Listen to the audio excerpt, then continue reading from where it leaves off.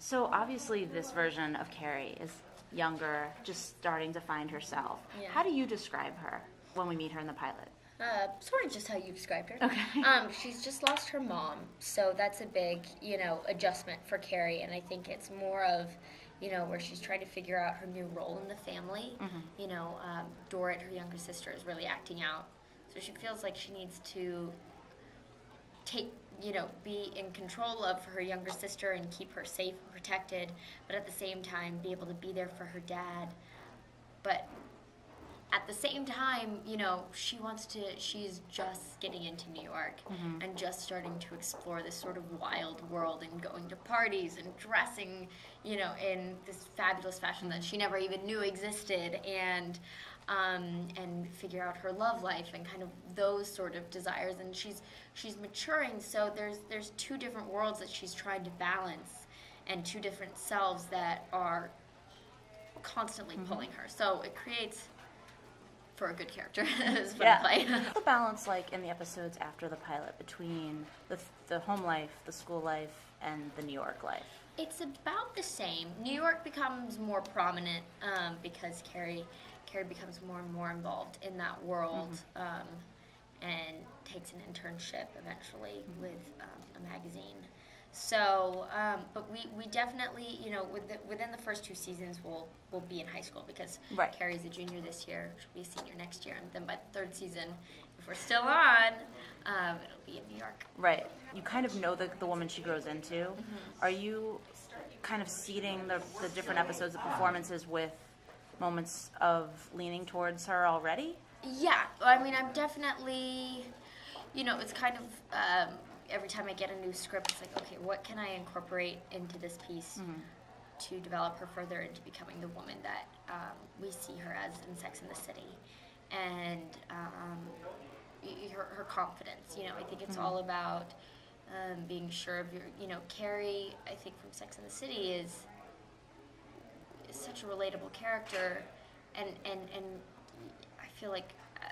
As I get older, I want to be her. I want to be able to be that comfortable with my body and with my writing and knowing what I want and just being fabulous. I mean, she's so riddled with neuroses and she's so much more complex, but I feel like this younger version of Carrie is very relatable to me as a young woman and as to older viewers and how they felt, figuring out what they want, what their parents want for them, and what do they want, and what do their friends want for them, and why do they want, and kind of figuring out the different boy relationships and how that all works. Well, that's what I was gonna say. I mean, Sebastian, because he's a young love and possibly a first love, could really inform some of her issues later in life. Yes.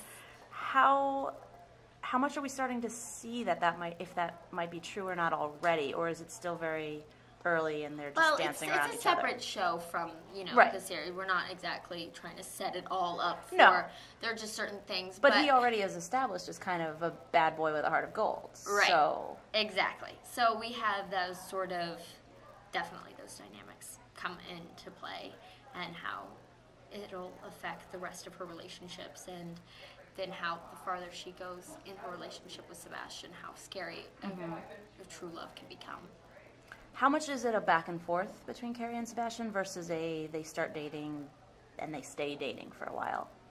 I don't know if I'm allowed to say. I know we're on episode 8, and we're starting to really get into the meat of their relationship in the next episode, episode 9. Do you feel like they're a good match for each other? Because, I mean, we've seen, obviously, when they met, the flashback in the summer in the pool. I mean, he seems very sweet with her. He seems very genuine. I don't think they're a good match at all. I think there's something when opposites attract, it tends to be very deadly, and it's not necessarily a healthy desire for each other. It's more of like a...